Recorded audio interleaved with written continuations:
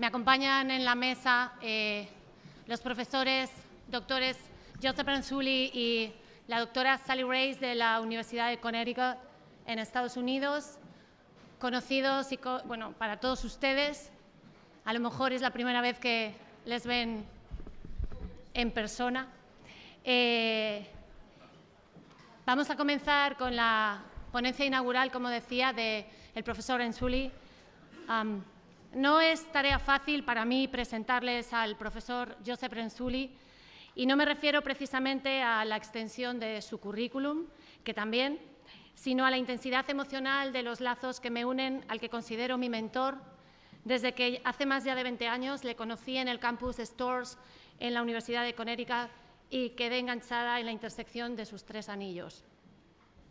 Joseph Renzulli es distinguido profesor de Psicología de la Educación de la Universidad de Connecticut, donde también desempeña el cargo de director del National Research Center on the Gifted and Talent.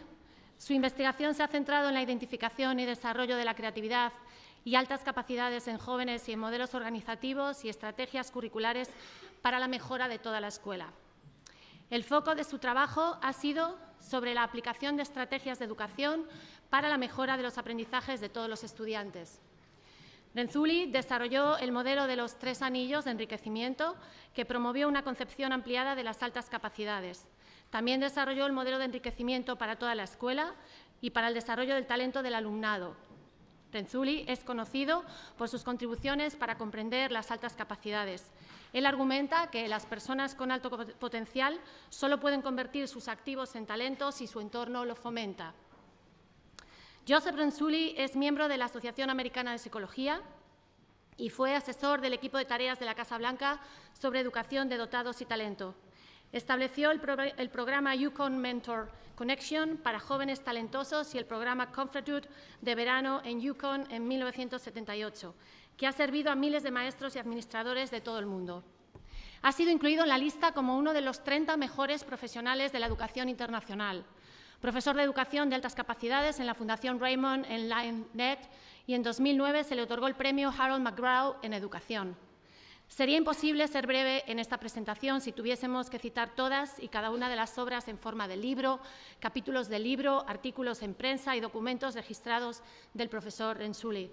Pero si tenemos que elegir las 3 publicaciones de más impacto en su trayectoria, estas serían What Makes Giftedness, Re-examining a Definition, Schools for Talent Development, a Practical Plan for Total School Improvement, y The School-Wide Enrichment Model, a Comprehensive Plan for Educational Excellence. Podemos decir que estas 3 publicaciones han sido un punto de inflexión a nivel mundial en el tratamiento de las altas capacidades. Tenemos el honor de que el doctor Renzulli sea asesor científico del proyecto PITEAS de la Fundación Barrié, en el que participan la Consellería de Educación y la Unidad de Atención Educativa en Altas Capacidades, que está implantando el modelo SEM en los centros escolares de Galicia. Cuando tenemos que introducir a una personalidad como el doctor Renzulli, nos limitamos a enumerar, como acabo de hacer, los méritos de una vida académica tan larga como fructífera. Pero en mi caso sería injusta si me dedicase exclusivamente a una fría lectura de hitos académicos e investigadores de alto impacto psicoeducativo y con proyección internacional. Del profesor Renzulli he aprendido y sigo aprendiendo cada día. He aprendido muchas lecciones, marcando todas ellas mi trayectoria en el ámbito de las altas capacidades, pero sobre todo he aprendido que la humildad define la inteligencia, que el sentido común es el mejor de los sentidos, que la creatividad puede adquirir estructura, que la sociedad tiene la obligación moral de optimizar sus talentos, que la educación es la mejor herramienta para hacer un mundo mejor y que la mejor manera de demostrar afecto es comenzar con la frase «mi querido amigo, mi querida amiga». Pues bien, tengo el inmenso honor de considerar al doctor Renzulli como un gran amigo. My dear friend, thank you very much for being in Santiago with us. Thank you for your support, your confidence and your friendship.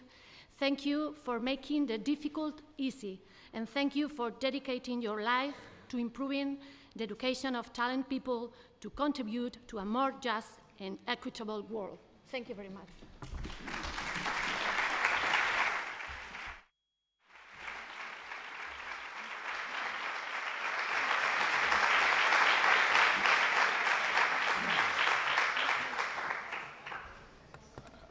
Muchas gracias. Good morning, buenos dias. It is a great honor for me to be here at this first Congress for many, many reasons. One of the main reasons is the remarkable work that Carmen has done over a relatively short period of time to bring a talent development perspective to your great country. She has done some things that Sally and I have actually talked about in many, many countries around the world that we have visited. In fact, the entire country of Chile is modeling their professional development program after the work that Carmen has done here in Spain. And so, again, it is such a pleasure to be not just with a great leader, but also a very, very dear friend. A few introductory thoughts. If you were to stop parents anywhere in the world, no matter what country, and ask them what would they most like for their children, they would always give you the same two answers. And those answers are, we want our children to be healthy, and we want our children to be happy. Now, I'm going to leave health to the medical profession, but for the last many years, I've been studying happiness. And one of the things that I've found is that happiness is not a goal. Rather, happiness is a byproduct of the kinds of things that we do in our lives that bring us satisfaction. And I'm going to give you a couple of very good examples. The first one's a very simple example. I don't wake up in the morning and say, today I'm going to be happy. I do wake up in the morning and I go and I get a cup of coffee and I bring it to my dear wife Sally in bed because I know that that's what she likes and that's what makes me happy. So you see, happiness is a byproduct of the things that we do. Another example, in an interview with Bill Gates a short time ago, they ended the interview by saying, well, what do you do for fun, for recreation? What makes you happy?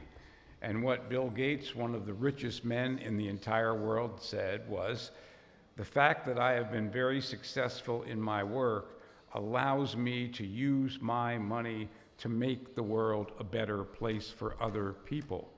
And so one of the aspects of our work and what I'll be talking about today is a little bit about the kinds of things that are designed to develop what we call social capital, doing good things for the world and for other people, and co-cognitive skills in young people.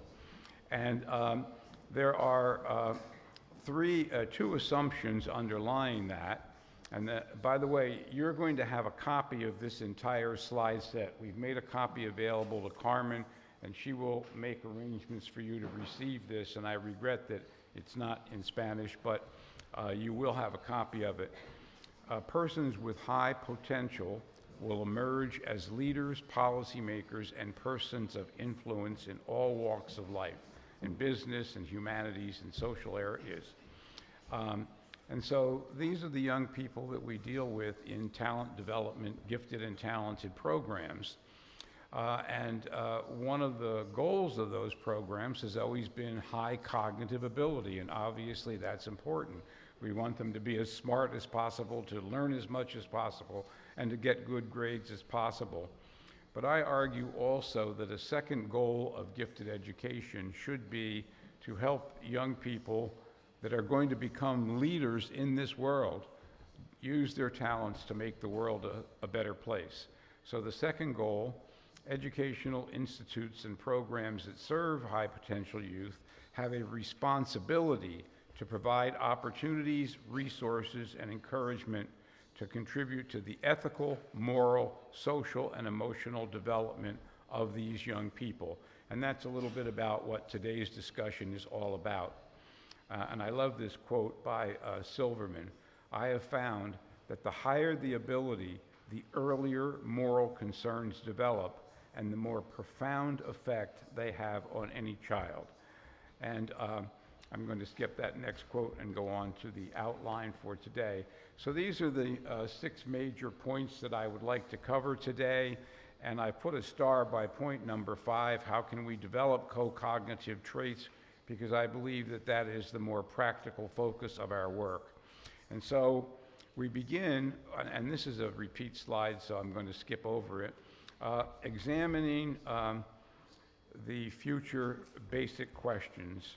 And so here we look at two kinds of things that I have listed as intelligences outside of the normal curve. And the questions, basic questions are, what are the purposes of gifted education? What are co-cognitive skills? And what do we mean by social capital? And so I'm not going to read all of this, but just mention most people agree that the purpose of gifted education is to increase the reservoir of young people that will take active roles in making the world a better place. And that pretty much is the theme of this work. We go on with the question, what is social capital? And social capital is a form of contributions to the culture that are designed to improve human conditions. They are actions and products and byproducts, as we mentioned with happiness, of individuals and groups that result from good works marked by reciprocity, trust, cooperation, and a concern for others. And there's just one quote that I like to add to almost every speech I give by Einstein. He says, "Not everything that can be counted counts, and not everything that counts can be counted." We can't measure these things as precisely as we measure reasoning and mathematical skills, but they are many of the more important things that we're trying to develop in young people. So don't be so worried about, well, what percentile is this child's ethical concerns? When you see him or her doing something good for others, you know that it's there. We know it when we see it. By their deeds ye shall know them, by the things that they do. The definition of social capital: actions that benefit others, single individuals, or targeted groups. It might be just for one person, bringing Sally her coffee into bed in the morning, or it might be for millions of people who benefit from the billions of dollars that Bill Gates gives away. Also, I believe that these young people should be considered both with the society at large and in improving the Earth's resources. It is distinct from actions that are only taken to benefit one's own financial gain, status, power, ego, authority over others. I wish someone could teach this to the present American president. Forgive me. Social capital is produced when people take action in the following areas: social justice, economic fairness, political activity, cultural enhancement, ecological preservation, and moral and ethical and spiritual leadership. Some languages don't even have a word for it. The Germans call it Gemeinschaftsgefühl, lack of ego involvement, focusing on problems outside of oneself. The Greeks have a word for it. It's called philotomo, giving of yourself and expecting nothing in return. And all of you know the many examples of this. I've tried to depict them in this chart. I call them the soft skills, as opposed to, again, the academic skills that have been the focus of so much of our work in gifted programs. And here's another quote. It's like the Einstein quote, but I still love it. It's better to have imprecise answers to the right questions than precise answers to the wrong questions. We can't answer these questions as precisely as we do in academic work, but nevertheless, they are very important. So a couple of basic questions. Who are these people who change things? What causes some people to use their gifts in socially constructive and action-oriented ways? And then second, how do we develop these talents in young people? And we see two people on the screen. One of them we all recognize on the left. Her name is Mother Teresa. And we all know what she does. But on the right, we have a little boy named Michael. Michael lives in a old rundown factory town in the northeastern part of the United States. And there are many immigrants that come to that town. And one of the things that he noticed, many of them come from Africa and the Caribbean, warm climate countries.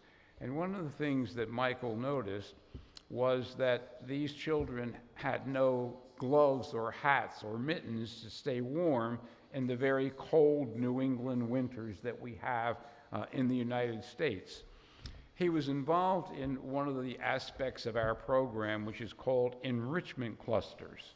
And enrichment clusters are groups of youngsters who come together, who share a common interest and would like to further develop that interest, a major part of our school-wide enrichment model. And Michael was in an enrichment cluster called Young Social Entrepreneurs, people who wanted to go out and develop things for doing good for others. And so one of the things he decided to do was to start a company to raise money to buy hats and gloves and mittens for poor children. And he decided to make a button-making company. And so he borrowed $100 US from the principal of the school. He signed a loan, and he bought this button-making machine, and then you could have custom-made buttons for any event that you were putting on. We see some people here with nice buttons on, point to your button, that are specially designed for this Congress. And you could go and say, my daughter's having a birthday. You could have your daughter's picture on the button. You could say, happy birthday, whatever. And so the teacher helped him in many different ways. And this is where, again, the teachers are so important. A number of resources that were available, some websites that she found through our online program where young people learn to develop a business. We got many of what we call how-to books for Michael, the kids' business book, and totally awesome business book for kids. And this is the role of the teacher, to forward this youngster's skills and knowledge in the area where he, in this case, has a very strong interest. And I was interviewing Michael one day, and a friend of mine took a picture, and I'd just like you to take a look at the look on his face. If we as teachers could set a goal, how many days of the week we could send young children home with that look on their face, then we really would indeed be doing our part in developing the heart of the young person as well as the mind of the young person. And you'll see some other examples as we move along. This next part is just very briefly, I'm not going to bore you with a lot of theory or research, but the underlying theories are important. All learning, and when I say all learning, I mean from diapers to doctorate, exists on a continuum. And that continuum ranges from deductive, didactic, prescriptive, I have information that I want to put in your head, all the way over to inductive, investigative, and inquiry-oriented. And I'm not going to go through all of the details of this, but in the lower right-hand corner is what I see as the major outcomes for special programs for the gifted and talent development programs. Future inventors, creative designers, magnificent piano players that we just heard, entrepreneurship like Michael and his button-making company, leaders, people who make a difference in the world. And so most of my work has followed the right-hand side of this continuum, and basically we've developed what is called the school-wide enrichment model. And that model is based on the 4 theories that you see across the bottom of the screen. And the first theory, in the upper left-hand corner, is the issue of what makes giftedness. And in that theory, I talk about not just ability, but also creativity and task commitment. Those 3 things working together create what Sally and I call gifted behaviors. People do things in a gifted way. Notice I use the word as an adjective. Now, the main point that I want to make about this diagram today, and I pulled out the wrong pen, is the background. I placed this houndstooth background behind the three rings because people always ask me, where do these things come from? And the houndstooth backgrounds represent personality and environment. But I used a houndstooth diagram because these two things interact with one another, and we'll be talking about this in more detail when we get here. The second theory is basically, well, what do we do to develop these things? And you already saw an example in the case of Michael. We gave him opportunities in general enrichment that allowed him to go on and do advanced enrichment in his button-making company. Now, today's work is going to concentrate on, whoops, did I miss something there? Whoops. Do we have that with a circle around it, Sally? There we are. So today's work draws upon all of the theories, but we're going to be concentrating on these two, Operation Houndstooth, and then another co-cognitive set of traits called executive functions, which really gives young people the skills in developing leadership for a changing world.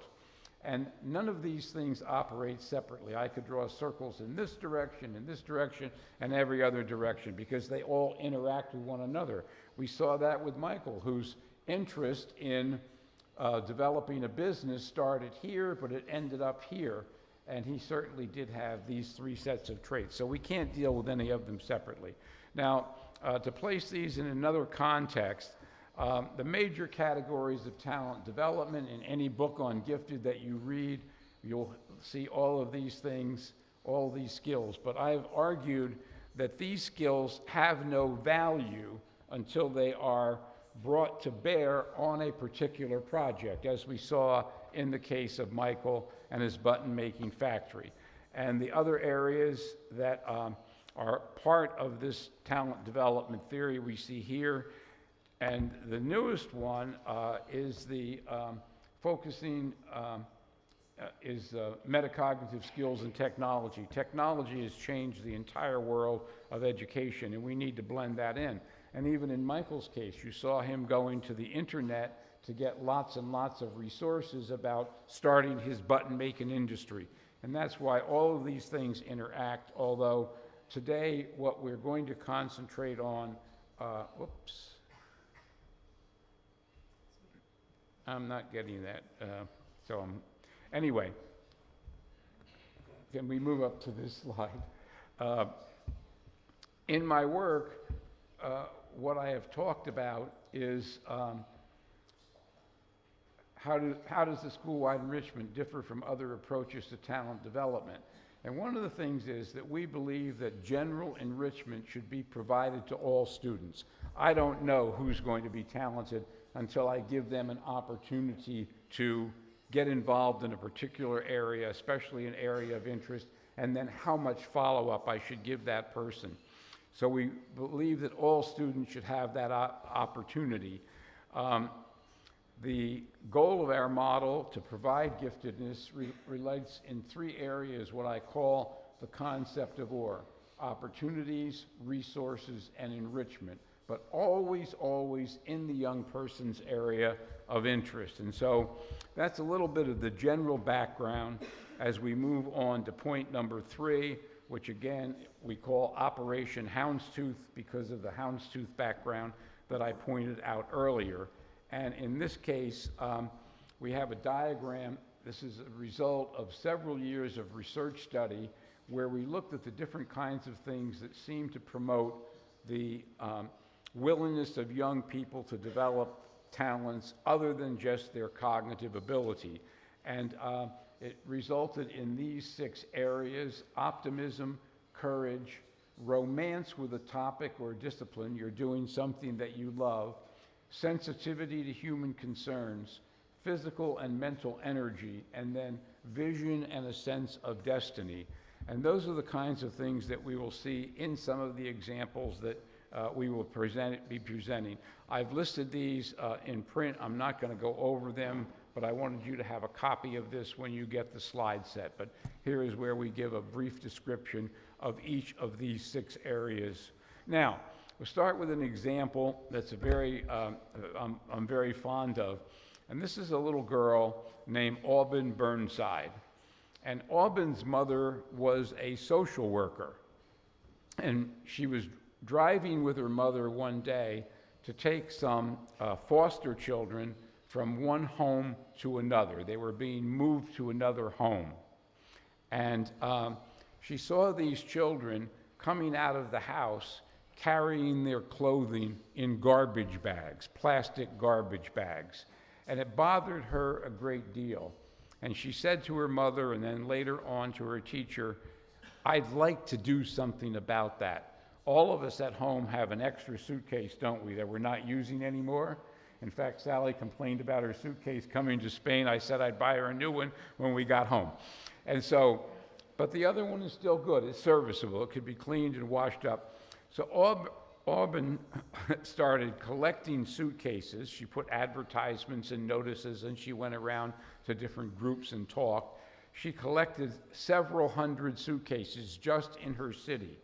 Other people heard about this in other cities, and over a period of a relatively short period of time, there was collected over 100,000 suitcases so that these foster children didn't have to carry their clothes around in plastic garbage bags. And I like this idea because it shows not a famous person like Bill Gates or Mother Teresa, but a young person in a talent development program that we sponsored that basically said, I can use my interests, my strengths, my talents to do something good for other people. This next example is also a favorite of mine. This is a little girl named Caroline Mary. M-E-R-R-Y is her last name, and keep that in mind as I talk. And Caroline was on the playground of her school one day, and she noticed that young children that had any kind of a physical disability could not use any of the playground equipment. Children in wheelchairs, children with crutches, just sat on the sidelines. And so she went and again talked to her teacher, and this is where the teacher's role becomes ever so important. She talked to her teacher and she said, I'd like to do something about that. So she started drawing sketches of a handicapped or disability access playground. And then she wrote to companies that build playground equipment, and she started collecting materials. This is just one of the sets of materials she collected. But notice here, there's a ramp for a child to go up onto the playscape in a wheelchair. And notice over here, there's a thing that's called a buddy slide. And that is that one child can go down the slide with a child with a disability holding that child by the arm or giving that child the comfort and the confidence of doing something like that. So anyway, she contacted many companies. She talked to architects, and she looked at what was available, different designs, including her own design. And eventually, she talked to the commissioners of the city that she lived in to appropriate many thousands of dollars to build a handicapped or disability access playground. And that took a couple of years. These things don't happen overnight. But here we see she's now in high school, but every day during lunch hour, she went back to her elementary school to supervise construction, to make sure that they were doing it the way she wanted it done. So here we see again the task commitment coming in. Now, I have a short video, and I don't know what we can do on this with translation, but we'll try our best because I want you to just meet this young woman. And by the way, they named the playground after her. It's now, and it's still in existence, it's now called the Merry Little Playground. So here's if I can get this going. Yeah, you have to run this video if you can.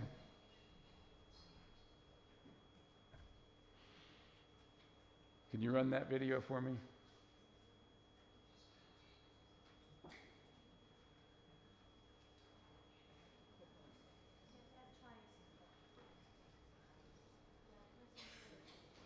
Especially when they step out of their busy school and socialize to reach out to others. Caroline Mary of Parkville is in the zone. She was asked to come up and It's not working. Can't click it right down here? All right, we'll skip it. But it just tells the story, and it's also an interview with Caroline, where she talks about why she did this. And after, okay, we'll go on to the next slide. And click that once more.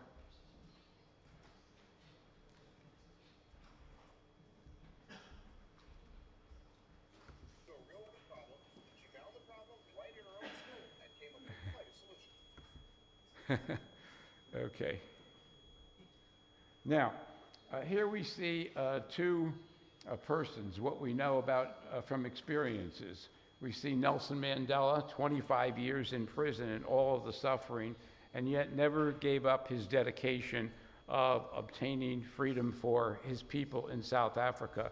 We also see another person that equally educated, had the same opportunities, experience, Idi Amin, who did absolutely everything to destroy his nation and the cruelty to his own people. And I like to mention this because I think that one of our assumptions here is that people of great talent will arise to roles of leadership in their company, in their family, in their city, in this case, in the world, and what responsibilities we have of developing the right kinds of characteristics in these people. Next slide. And this is just a little bit of research. I'm not going to go through a lot of it with you, but declining participation in extracurricular activities. And I must say, most of this research was done in the US, so I don't know whether or not it can be translated to Spain, but what we're seeing that is there's many, many fewer curricular activities, and yet what the research shows is that the more curricular activities young people participate in, not only does their academic ability improve and increase, but also their skills in learning to work cooperatively with others, to communicate better, more frequently, the kind of executive skills I'll be talking about shortly. Next slide. Even something like, today's kids view cheating as part of the path to success. What could be happening in a world where all of a sudden youngsters place great value on cheating, something that we try to discourage? Next slide, please. This is a really interesting slide because this is a study in the changing priorities of young people. And what we see here is that the development of a meaningful philosophy of life actually has been declining over the years, whereas a development of just simply becoming economically successful has been increasing. And so one of the kinds of things is that this relates to what do we do in our programs to reverse this trend. This next one also is a very interesting study done by a woman named Alyssa Moses that looked at the 6 value segments of global youth, the ultimate differentiator. And one of the things that she found is that what leads the list is thrills and chills. They're more interested in things like video games and all those kinds of things, and less interested in being world savers or quiet achievers. This next study also is an interesting one, what the research tells us about the changing values of young people. And here we see in college students, narcissism, personal inventory shows, is increasing over time. And I think that all of these things relate to the reasons what research is telling us we need to look at some of these values in houndstooth for the development of young people. Now, I don't expect you to read this slide, but these are all of the references where what I'm going to mention in the following slide comes from. And this is contemporary value trends in young people's value systems: rampant materialism, conspicuous consumption, self-indulgence, narcissism, limited interest in social, political, ethical, and moral issues. One of the hardest things we're trying to do at this very critical time in our country is just to get more young people to vote. Cultural tribalism, asserting one's differences over others, maximization of personal gain, obsession with the theater of celebrity, all of those kinds of things seem to be increasing. I think that the media has a lot to do with this, but nevertheless, we should be taking steps in our talent development programs to combat some of these kinds of things. Now, early on in my interest in this area, I started asking audiences, whenever I spoke to groups of teachers, administrators, other people, I always asked them a question, and the question was, what should be the major focus of gifted programs? And what I found out is that in 82% of the cases, it was mainly cognitive factors. However, because I was talking to a lot of educators who had a lot of background in gifted education, the next slide, about 12% talked about thinking skills, creativity, solution-oriented playfulness, and things like that.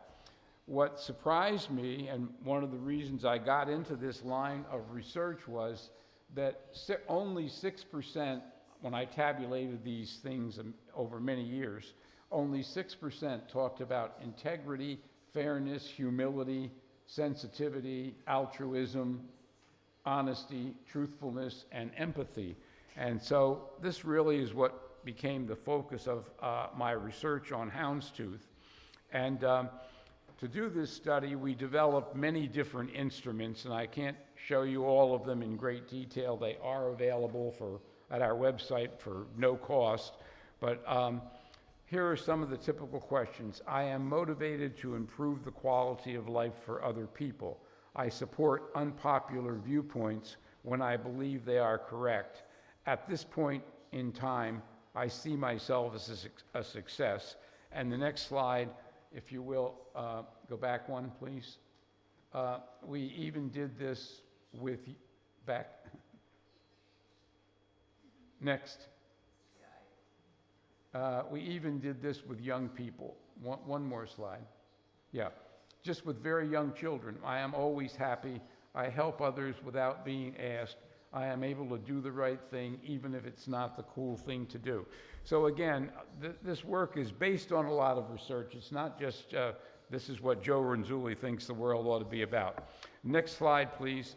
As a result of all of this work, we managed to evolve or pull out what turned out to be the 6 houndstooth factors. So I'd like you just to understand that there is a strong research base underlying this, and all of these research studies can be found at our website for no cost. You can download them, you can reproduce them, you can translate them. Now, moving into the other area, executive functions, which is really becoming very popular in the US today, mainly because employers are starting to see that not just having the highest scorers or the best test takers in their jobs, these other kinds of skills that I'll be talking about are being viewed as much more important. So what are executive functions?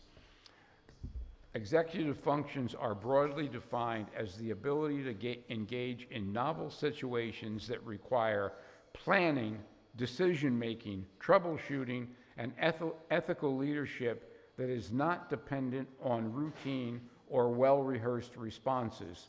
It involves organizing, integrating, and managing informations, emotions, and other mental factors that lead to doing the right thing. And I've summarized this just briefly in this slide. Executive function skills,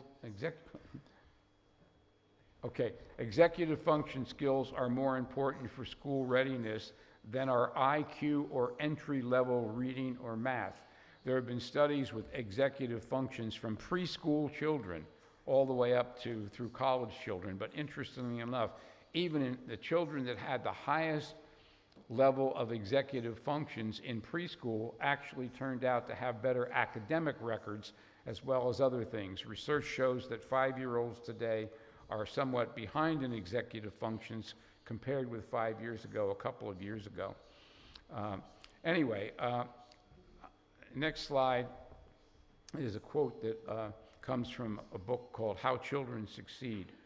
What I think is important on the road to success is learning to deal with failure, to manage adversity.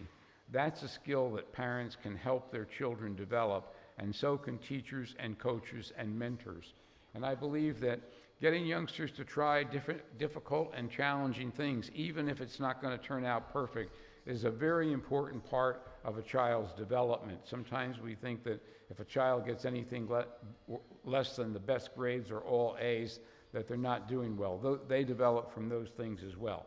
Now, the research on executive functions is categorized into 4 areas, and again, this comes from various research studies. I'll elaborate them on the next few slides. But here you see the 4 major areas: action orientation, social interactions, leadership, realistic self-assessment, and awareness of the needs of others. Think of the little Michael before, and Owen, who did the suitcase activity. And again, these are some of the sub-factors from the research: persistence, possession of a good work ethic, able to follow through on tasks, demonstrate strong study skills, self-starter, etc. And again, I'm not going to read them all because of time, but you will have them when you get a copy of this. So these are the characteristics that we measured in action orientation, in social interactions: polite, tactful, ability to get along well with others. In leadership, we looked at responsibility, prioritizes, is reliable, dependable, allocates time well, etc. And in realistic self-assessment, possesses a high level of self-esteem, possesses a strong self-concept, ability to give a realistic self-appraisal. So these, again, are all of the kinds of these co-cognitive characteristics that I believe are as important goals of gifted education programs as just simply learning more and more material in a traditional curricular approach. And awareness of the needs of others, again, we see collaborates well, possesses strong communication skills, ethical, sensitive, etc. Now, to summarize this, teaching strategies to build executive functions provide opportunities to apply learning. Don't just have signs around the room saying respect others and be polite and all of that, but give them opportunities to actually apply that, especially through small group instruction. Introduce practical activities to support developing executive functions. Students need to be given opportunities to practice using these functions in order for them to assimilate them and become part of their value system. And then have students model higher executive functions. When you see young people that are doing good things, for example, have someone like Michael go to other classrooms and talk about what he did to develop this business to buy gloves and hats and mittens for poor children. Other children learn best not by hearing a famous speaker from far away come and tell them to do something. Oops, that would be me today, right? But actually see someone just like them doing it. Okay, we move on to part 5, co-cognitive theory. What can we do to promote the co-cognitive factors? And I've got a couple of good references for you, and I don't know if they're available in Spanish, but if they're not, at least a few of them should be translated. This first one, Kids' Guide to Social Action, is one of my favorite books in the entire world because it gives kids lots of direction about how to get projects that promote social activity and social action started. And I absolutely love this book. There's also another one called The Complete Guide to Service Learning and The Kids' Guide to Service Projects. And if you have access to those, even in English, if you can get some of them translated, it would be very valuable. Now, the last part of this, both for executive functions and for operations houndstooth, is what I call co-cognitive intervention theories. And the idea behind this is, how can we not just teach these things to children, but how can we internalize them? In other words, how can we get them into their heart as well as their head? And I start with the ones that are least effective and move to the ones that are most effective. So the first one I call a rally round the flag approach. And basically, that's just, again, songs that we sing in the morning to make people feel good, and gold stars and buttons and posters and things like that. The gold star approach, again, child does something good, we give them a gold star, and after a while, they do that for the gold star rather than the effect that it's having on others. You'll see examples of this in a minute. The third is what I call the teaching and preaching approach. Hasn't worked well. Most of the people that are dying in this world today are dying because people preach different religious theories. Look at what's happening in Syria and Yemen and places like that around the world. We can't just give lectures on being good, nice people. We have to give them opportunities to practice and develop that. And you're going to see examples of all these in a minute. The vicarious experience approach does have a little bit more power. That would be simulations, putting children in roles where they might be the bully, picking on other children, and then they change roles and they be the child that is being bullied, and seeing how that feels. So I like that. And then the next one is what I call participatory activities, where children actually get involved in something going on that makes a difference. And the final one is creative, productive involvement activities, where they actually come up with their own original idea. I go back to Michael and Auburn to give you examples of what I mean by that. In our work, we call that type 3 enrichment.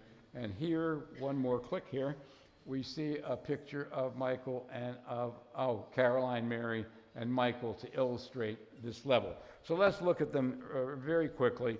Again, this is the rally round a flag approach, relatively low payoff. You know, we have posters hanging on the wall, and we have things like be up on the wall, be reliable, be encouraging. Here's a wall, entire wall that says respect. Can't hurt. It just doesn't make a lot of difference. It doesn't touch the heart. And the gold star approach, again, giving kids stickers and pats on the back and everything, certainly can't hurt, but it doesn't make a big difference.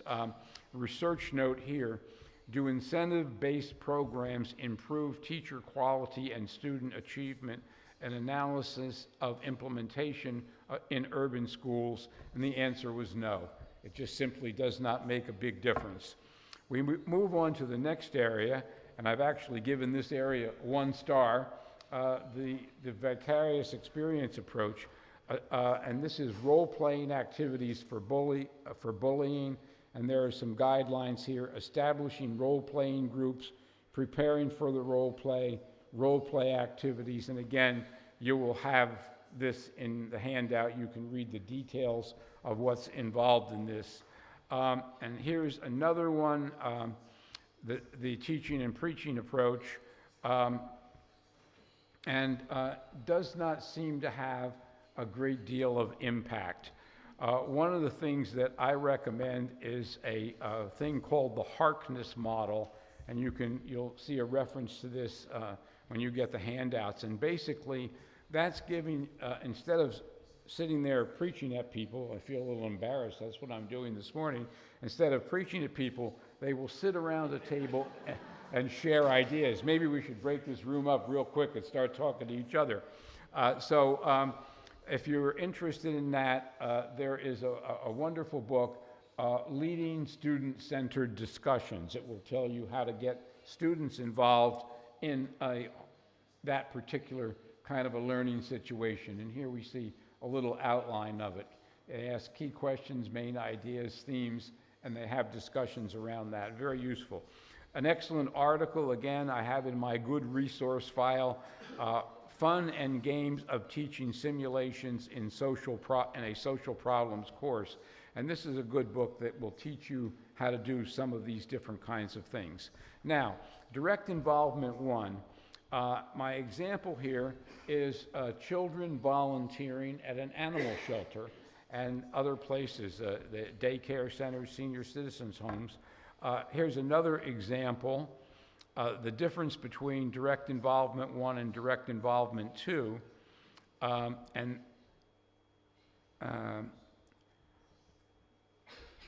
Oops, back, oh yes. Can we go forward one more slide? This first one was children volunteering at a museum. That's direct involvement 1. This is a group of children in a school in Alabama in the United States that are involved in starting their own museum. It's called a tolerance museum, and it's trying to teach other children to be more tolerant of people with all kinds of differences, especially race and disability and beliefs and things like that. So the first one is just they're involved by working in a museum and helping out, but the second one is starting their own museum. And there are some wonderful books. Again, the teacher's role here, we can click this one more time, Making Museums Matter, Offbeat Museums, Reinventing the Museum, Foundations of Museum Studies. So this is where the teacher comes in. You want to start your own museum? In type 3 enrichment, we want the young person to follow the modus operandi of the practicing professional. We want them to do it at as professional a level as possible, and therefore our role is to get them the resources. It might be a visiting speaker. You might bring in someone from a Santiago museum, a curator or a museum organizer, or you get them some reference books. Anyway, next slide. Guides for direct involvement 2. Personalization of interest. We want young people to work in an area that they have an interest in, rather than something like so much of school that we tell them what to do, when to do it, how long to do it, and what the right answer is. The second is use of authentic methodology. And again, I pointed out the how-to books are very valuable in that. We want them to do it in as professional a manner as possible. No existing solution or single right answer. Most of going to school is about getting the right answer. Designed to have an impact on an audience other than or in addition to the teacher. People that change the world are not just interested in giving something to the teacher to get a good grade. They're interested in audience. Audience is very, very important. I would not be here today if there were no people in these chairs, right? So audience becomes very important. Now I'd like to try to tie all of this together with a few examples. And the first example is a young boy named Brooks McConnell. And we're going to go through triad in this case. Brooks was watching television with his mother, and he saw a young boy named Sam on a show, with Katie Couric's show, that had a disease called progeria. That's a disease, there's a picture of him. That's a disease when young people look like they're old at a very young age. And so he said, Sam had said on television that one of the things he always wanted to do was to ride on a roller coaster, but he couldn't, he wasn't allowed to because of his disability. And Brooks said, boy, I'd like to do something about that. So he talked to his teacher, one of Sally's former students, and we started to, so the type 1 is watching television with his mother. He gets an idea, bang, a big light bulb goes off in his head. So he started a project to design a simulated roller coaster. And what he did was he did a lot of reading. Here you see some of the how-to books that we got him. He went on a roller coaster and sat in the front seat with a television camera and basically got the movement and the sound of the roller coaster going up and down. We can go on. We see a picture of him there field testing his roller coaster. And this is the type 2 enrichment. We go on to the next slide. Here he is practicing. And what he did was he got one of those big chairs for relaxation that you know, the chair vibrates, you know, to help your back. You know what I'm talking about? One of those chairs. He got one of those, and he put the television set in front of the chair, and then he got a vest, one of those hunter's vests with many pockets in it, like you have when you travel sometimes, and he put magnetic weights in the pockets, and so that when he turned on a machine, that he would feel the magnetic force. Then he played the video and he simulated. He, of course, one slide please, he entered this into the state science fair, and he won first place. He didn't stop there. This is the part that I like the best. He then started contacting roller coaster companies that manufacture them and said, would they be interested in developing a simulator for people with heart condition or with disabilities that they could put outside of the roller coaster in the amusement parks. But he didn't stop there. He then went to the amusement parks and said, I have some companies that are interested in building this. They hadn't started yet. But if they built it, would you put one outside of your roller coaster? So you see these executive functioning coming through. He's playing one group against the other group, and actually this thing is now starting to get some traction. And there are companies and roller coaster and amusement parks that are now in conversation about the possibility of making this happen. So this is another example, using his talents to make the world a better place. My next example is a favorite of mine. And that is a young man, he's now an adult, named Eric Fossum. And I'm not going to read all of this to you, except to tell you that as a teenager, this is Eric here, as a teenager, he only had two interests, photography and computers. Long before, by the way, every child in the world had a computer. Photography, computers, photography. That's all he was interested in. And his teachers gave him a lot of opportunities to do projects on this. But anyway, Eric is going to make your life very happy. It's already started to happen. He put together a little pill with a camera in it. Next slide, please. Here is your digestive system. At some point in your life, when you reach a certain age, happened to me many years ago, your doctor is going to say you have to go and have a test called a colonoscopy. I see a few of you laughing. It's not much fun. Well, guess what? Now you will go to the doctor in the morning, you will take the pill, you will go to work, you will go throughout your day. All of this will be sent by Bluetooth to your doctor's television screen. It will flow through your entire system, and it will tell whether or not you have a polyp or there's any cancer danger in your system. And so that's one of my favorite stories. Here's a close-up picture of the pill, and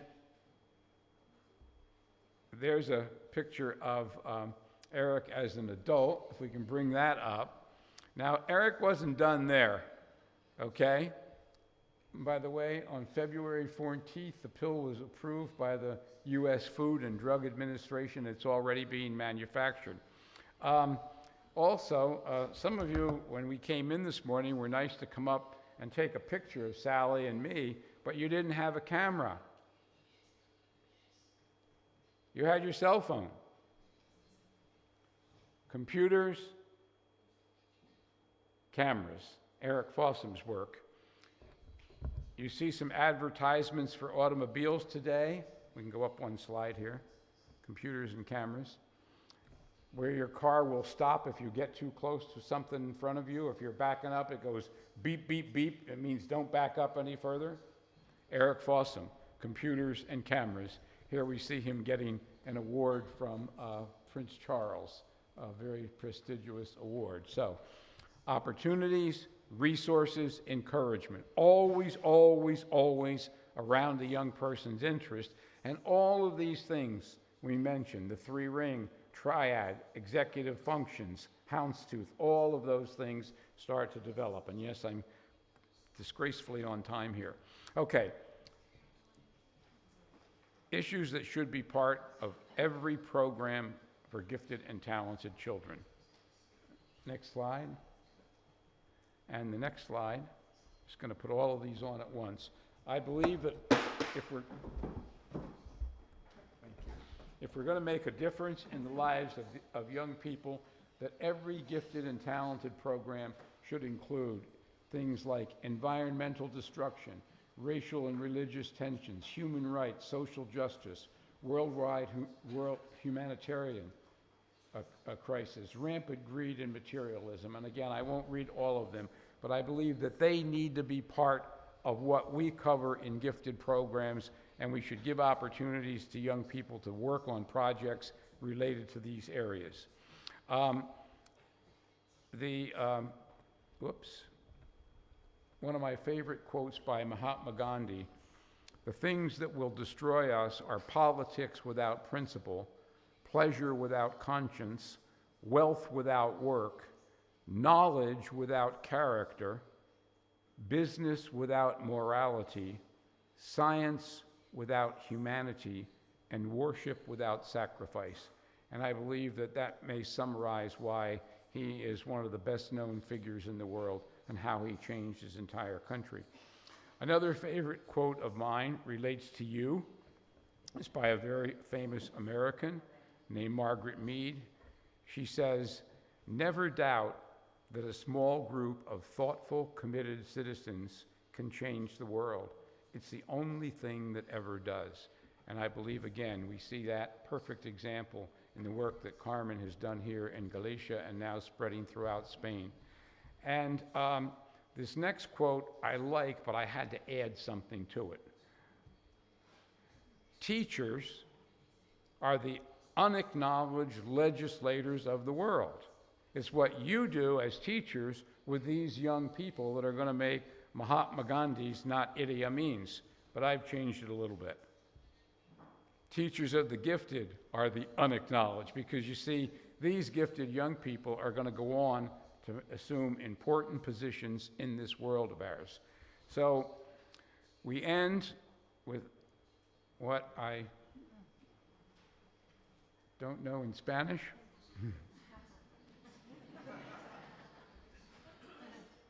Muchas gracias. Thank you.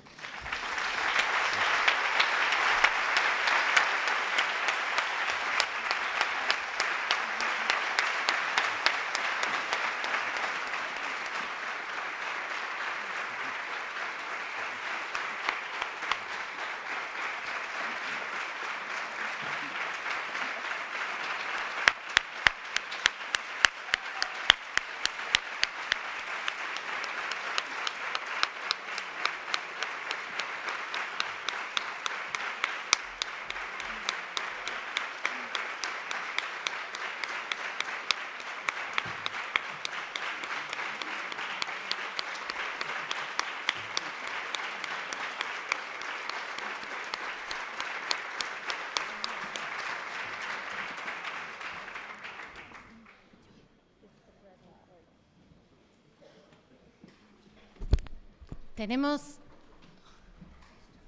menos 5 minutos. Tenemos 5 minutos para alguna cuestión breve y concisa, para que no alarguemos el programa. Si alguien tiene alguna cuestión y quiere aprovechar, aunque tanto el profesor Renzulli como la profesora Reis van a estar con nosotros estos 3 días, si alguien tiene interés en hacer alguna cuestión. Creo que estamos emocionalmente impactados, no tenemos... está solo la amígdala funcionando, el neocórtex ha dejado de funcionar. Vale, pues entonces, para seguir con el orden del día, decir y avisar que de 12:30 a 2 están previstas las mesas sectoriales y, bueno, pues desde organización me dicen que profesorado y altas capacidades será en esta misma sala, por tanto, 12:30, profesorado y altas capacidades en esta misma sala.